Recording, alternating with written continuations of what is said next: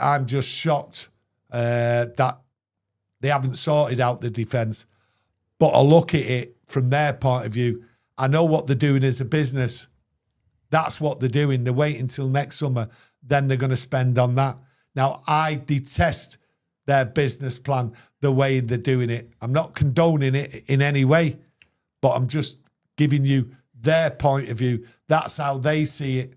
But then they see the business side of it first, because they were brought in to sort out the footballing side first. And you know, I know, and Kieron knows, they are not doing it. They are neglecting the main priority, which is the football.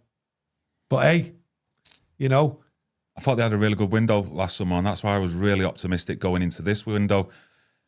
Going into it, you're thinking midfield rebuilds needs doing. Now, I think they've done that. I've got to be honest.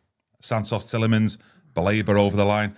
Is that a better midfield than what we've had in previous years, or even post-Fergie, when you're then adding Manu into 4 really good options and all the difference in terms of a player profile? So it'll give you that balance on the pitch. But there's other areas that were also a priority. Left back, I mean, if you've not got Benjamin Sesko on the pitch or available up top throughout the season at points, I mean, again, you're going to see performances up top like that, where you can have all the shots and all the possession in the world, but you're not really creating really good chances in front of goal.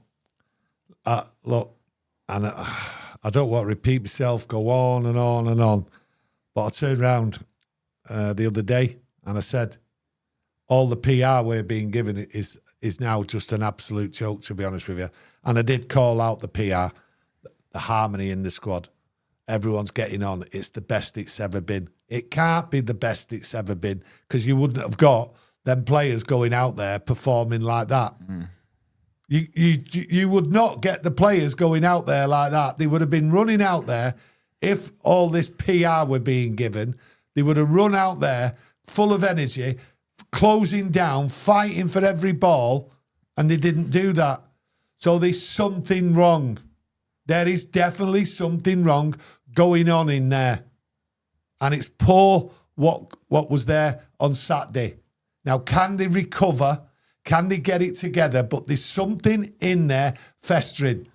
And I'm not going to say who I think is one of the reasons. You probably have a guess anyway. But there's more than one thing going on in there. If it comes out, it comes out. But I do believe at the moment, we will only know if they sorted it out by the way they perform in the next few games. They've got, 7 days to sort it out before the Ipswich game. But I really believe something's going on. We've seen it before. Yeah. You cannot have a performance like that. The worst performance. It's not just the result. It is the performance. It's the performance. The results, I can take a result. Yeah. I can take a loss, okay? But it's the performance. We've had months waiting for the first game and the biggest opportunity to turn a team over, because we've had 2 months to prepare, because we know everything about them, right? But it was the performance. You do not perform like that if you're happy. I'm telling you. Yeah. And at some point, somewhere down the line, out it comes. Well, let's hope it can be fixed. What if there is any problems behind the scenes? But I do get where you're coming from. If the squad harmony, etc. I mean, Luke Shaw has recently come out of it, but it always seems to be round about this time Luke Shaw does come out and give some sort of positive comments about the squad. You'd expect better results than that commitment on the pitch, intensity, and it was lacking in a load of areas against Hull. It wasn't the result, and this is the thing, a few people said it. It wasn't the result what we was disappointed at, because, you know, and I go back to my early days watching Manchester United, it wasn't the results.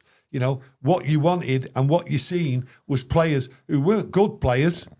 There was better players out there, but Manchester United, they went out there and they put everything into it, and you applauded it.